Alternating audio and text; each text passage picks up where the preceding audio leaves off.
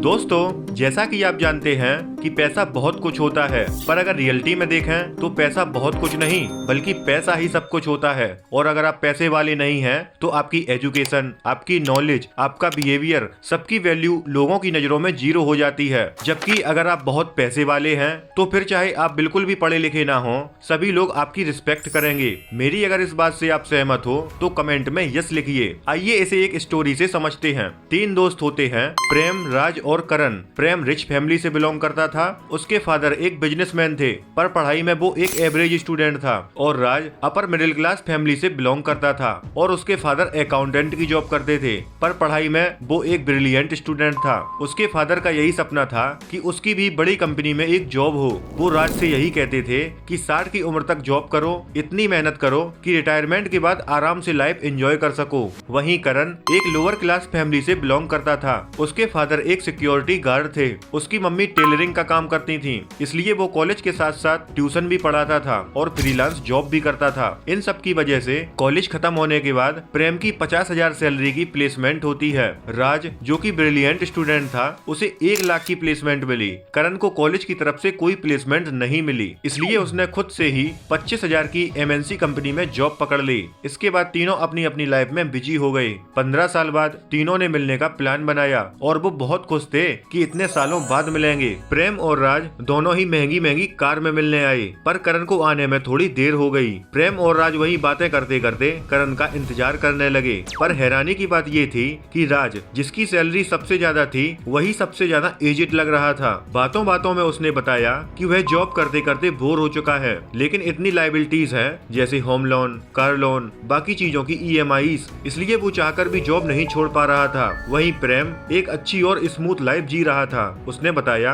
कि वह अपने फादर का बिजनेस संभाल रहा है और थोड़ी बहुत इन्वेस्टमेंट भी कर रखी है जो ओल्ड एज में उसके काम आएगी। और इन दोनों से अलग था करण। अब जैसे ही करण की एंट्री होती है, प्रेम और राज दोनों ही शौक रह जाते हैं, क्योंकि वह भी गाड़ी से आया और महंगे ब्रांडेड कपड़े उसकी शोभा बढ़ा रहे थे। ये देखकर प्रेम और राज सोच में पड़ जाते हैं कि इसकी तो फैमिली इनकम भी अच्छी नहीं थी और इन 15 सालों में इसने ऐसा क्या किया होगा। अब वैसे करण की इनकम तो ज्यादा नहीं थी, पर कॉलेज के दिनों से ही वो ट्यूशन और फ्रीलांस से जो भी कमाता था उसी से वो इन्वेस्ट भी करता था। और जब उसने बताया कि भाई मैं तो इन 15 सालों में रिटायर हो चुका हूँ, तो प्रेम और राज के पैरों तले जमीन खिसक जाती है। और सबसे ज्यादा हैरानी हुई राज को, क्योंकि तीनों दोस्तों में राज ही था जिसकी सैलरी सबसे ज्यादा 1 लाख रुपए थी। आपको रॉबर्ट कियोसाकी की book rich dad poor dad का कंसेप्ट तो पता ही होगा कि अमीर व्यक्ति और गरीब व्यक्तियों का पैसों के प्रति सोचने का नजरिया ही अलग होता है। रिच माइंडसेट वाले लोग पैसा कमाने के साथ साथ पैसों को इन्वेस्ट करना भी जानते हैं, बट पुअर क्लास और मिडिल क्लास लोग सिर्फ कमाने में ही सारी जिंदगी लगा देते हैं और इन्वेस्टमेंट के बदले लायबिलिटी को ही क्रिएट करते हैं। जैसे कि राज ने इन 15 सालों में जितना कमाया उतना ही खर्च कर दिया। उसने मन ही मन सोचा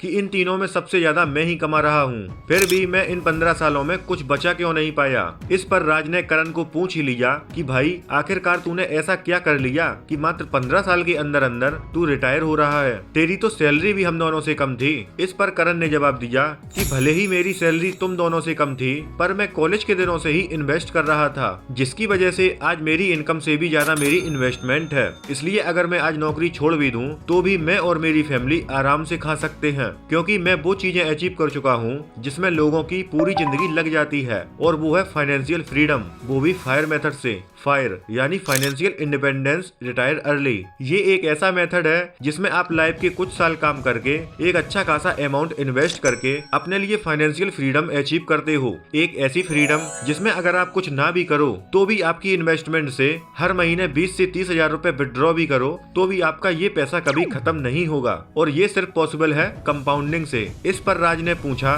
कि आखिर तुमने ये सब किया कैसे और कितने अमाउंट के बाद तूने रिटायरमेंट ले ली, और सबसे जरूरी बात, तूने इन्वेस्ट कितना किया। इस पर करण ने उसे समझाया कि सबसे पहले तुझे समझना पड़ेगा द 4% रूल। करण ने बताया कि सबसे पहले मैंने अपने घर का मंथली खर्चा कैलकुलेट किया और सारे फालतू के खर्चे हटाने के बाद खर्चा आया 25,000 रुपए, जो कि साल का होता है 3 लाख रुपए। अब 4% रूल कहता है कि आपका जो सालाना खर्चा आ रहा है उसको आप 4% से डिवाइड कर दो या फिर 25 से मल्टीप्लाई कर दो। अब 3 लाख को अगर 25 से मल्टीप्लाई किया जाए तो आता है 75 लाख रुपए। यानी कि ये वो अमाउंट है जो मुझे फाइनेंशियली फ्री होने के लिए चाहिए था।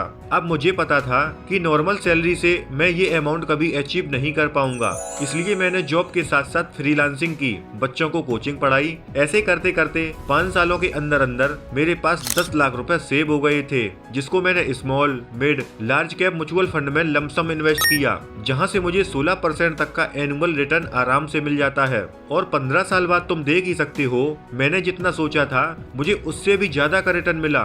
उसने मुझे बताया कि मैंने अपने सभी फिजूल खर्चे कम किए हैं, एक छोटा और सस्ता घर लेकर पैसों को ज्यादा से ज्यादा सेव किया, इसलिए मेरे पास 15 सालों में लगभग 1 करोड़ की वेल्थ बनी। और ये उतना पैसा है कि अगर मैं जॉब छोड़ भी दूं तो भी मैं अपने एक्सपेंसेस आराम से वियर कर सकता हूं। इस पर प्रेम ने भी अपनी बताई कि ठीक इसी प्रकार मैंने भी वेल्थ बनाई। जब शुरू में मेरी नौकरी लगी थी तो मैंने भी फायर मेथड के बारे में सुना था, पर उसने अपने इन्वेस्टमेंट के लिए 15-15-15 रूल का इस्तेमाल किया। प्रेम ने राज को समझाया, मेरे पास तो कहीं से 10 लाख रुपए तो आने नहीं वाले, क्योंकि कॉलेज के टाइम में हम लोग सिर्फ पढ़ाई और मौज मस्ती करते थे, पर जिम्मेदारियां आने पर मुझे पता चला कि इन्वेस्टमेंट भी कितनी जरूरी है। इसलिए मैंने भी करण की तरह पैसा इन्वेस्ट किया, पर एक साथ नहीं, मैंने हर महीने 15,000 रुपए इन्वेस्ट किए। अब अगर देखा जाए तो मेरा भी खर्चा महीने का 25,000 ही बनता है, तो मुझे भी अपने रिटायरमेंट के लिए लगभग 75 लाख रुपए चाहिए होंगे। इसलिए मैंने नौकरी के 6 महीने से ही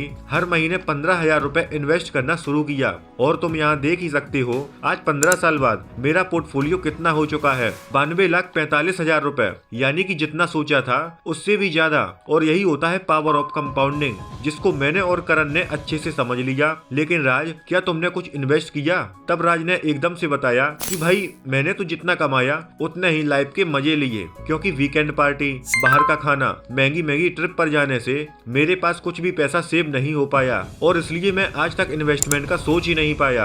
और साथ ही मैंने अपना एक नया घर लिया है, जिसकी हर महीने मैं 70,000 रुपए की EMI भरता हूँ, और मेरे बीबी बच्चे भी खुश हैं, एक अच्छी नौकरी है, तो इन्वेस्टमेंट करने की क्या जरूरत। हालांकि राज जानता था कि वो कितना गलत कर रहा है, पर दोस्तों के सामने बड़ी बड़ी डींगे मारना तो बनता है। इस पर प्रेम बोल पड़ा कि भाई, अभी तो तुम नौकरी से परेशान थे और नौकरी छोड़ने की बात कर रहे थे, तुम्हारे ऊपर आज कितनी लायबिलिटीज हैं। सोचो, किसी कारण से आज सच में तुम्हें जॉब छोड़नी पड़े तो तुम क्या सरवाइव कर पाओगे? और प्रेम की इस बात का जवाब राज के पास नहीं था। आगे करण ने बताया कि उसने जो इन्वेस्टमेंट की है उससे वो आगे SWP से पैसा विड्रॉ करेगा, यानी मेरा खर्चा 25-30 हजार है, पर अगर मैं महीने का 35-40 हजार रुपए विड्रॉ भी करता हूँ तो भी मेरा पैसा कभी खत्म नहीं होगा। पर दोस्तों, राज को ना चाहते हुए भी 60 की उम्र तक काम करना पड़ेगा। तो प्रेम, राज और करण की स्टोरी से पता चलता है कि हम सभी 60 की उम्र तक काम करने के बाद आराम से बुढ़ापा काटने की प्लानिंग करते हैं, पर लाइफ को एंजॉय करने में,